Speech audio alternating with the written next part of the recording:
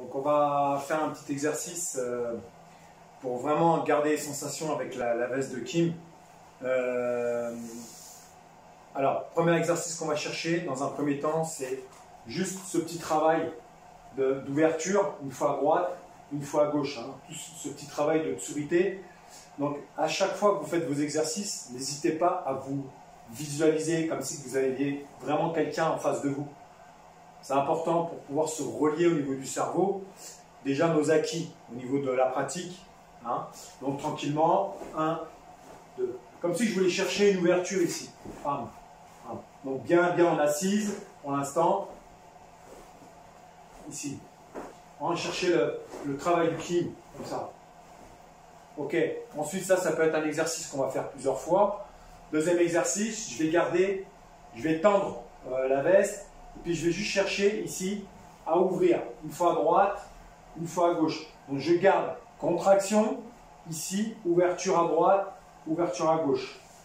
Donc cherchez vraiment à ouvrir les coudes. Une fois à droite, une fois à gauche. D'accord? Donc on peut en faire plusieurs. Ensuite, exercice, coude. Donc l'idée c'est comme tsurité, d'accord? Par exemple, tsurikomi-goshi. Je viens pêcher avec mon coude. Ici, là, une fois à droite, une fois à gauche.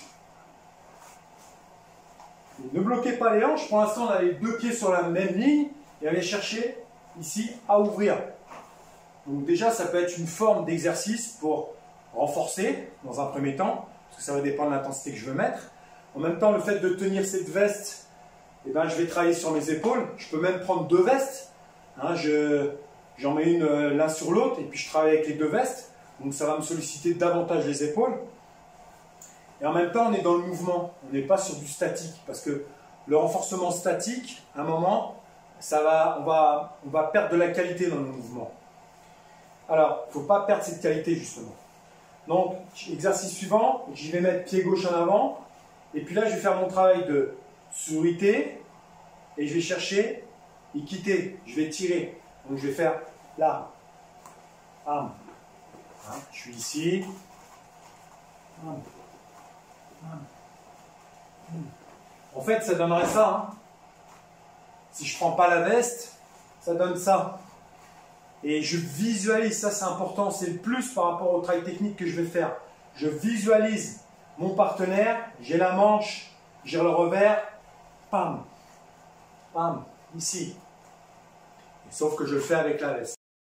Ok, alors maintenant on va venir chercher ce mouvement ici, d'accord, pour amener le partenaire un petit peu sur les hanches, d'accord, comme tsurikomi-goshi, ippon sonage, ce que vous voulez. Et toujours avec cette sensation de manche ici. Enfin, on peut faire manche revers. L'idéal, c'est de le prendre là, on est mieux quand même, parce que c'est trop mou. On prend les deux revers, on maintient la position. Et là, je vais chercher juste ce petit travail où je vais mettre ma veste sur mon avant-bras ici.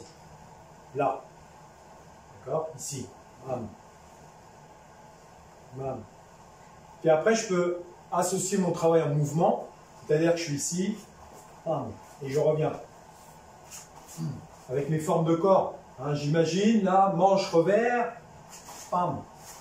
Et là, je viens présenter la hanche tout en poussant sur l'avant-bras. Tsurikomi-goshi, par exemple. D'accord? Ce qui va me permettre de travailler mes formes de corps et d'être dans l'activité avec le média qui est la veste. Hein, surtout pour le judo. Je suis vraiment dans mon mouvement. Ensuite, je peux faire mon déplacement. Tsugashi, je déplace, hop, je me replace. Tsugashi, j'exagère ma position. Et ensuite, je peux rajouter mon Tsugashi. L'idée, c'est d'avoir mon dos qui cherche à pousser.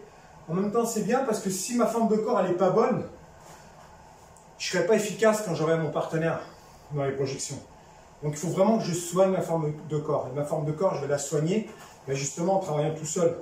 Parce que j'ai rien pour me retenir. Hein, donc ça va donner ça. Hein. Tsugashi, j'amène, je me place et je pousse. Donc là, en l'occurrence, j'envoie ma veste. Ensuite, on va chercher à travailler cette notion de timing. Cette notion de timing. Donc, dans un premier temps, je vais chercher, je peux prendre veste, enfin manche revers, je vais chercher ce mouvement. Un peu comme la corrida. Taureau, il arrive, hop, taureau, il arrive, hop, voilà, là. Puis maintenant, à travers ce mouvement, je vais venir faire une pause. Je viens faire une pause. Je laisse tomber, je viens faire une pause. Je laisse tomber, je viens faire une pause. L'idée, c'est d'être dans le timing du déplacement, du déplacement, du déplacement. Sauf que là, la difficulté, c'est que je le fais avec la veste. Donc je suis ici, bam, bam, bam, bam, bam, bam, bam, bam. Notion de Tai Savaki, associé avec le haut du corps. Donc déjà, croyez-moi que déjà, il y a du boulot là, à ce niveau-là. Ensuite, on peut faire un travail en 8, c'est-à-dire que je pars avec ma veste. Je fais mon travail en 8 comme ça, ce qui me permet d'engager la ceinture scapulaire, hein, épaules, biceps, triceps. Et là, j'essaie d'être dans mon timing.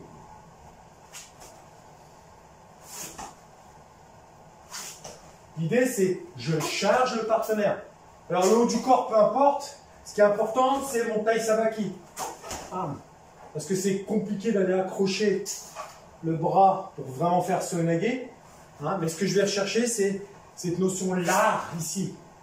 Là, bam, là, bam. Je déplace, j'ouvre, je passe en dessous. Je déplace, j'ouvre, je passe en dessous. Je vais chercher mes appuis au sol plus que d'aller contrôler le haut.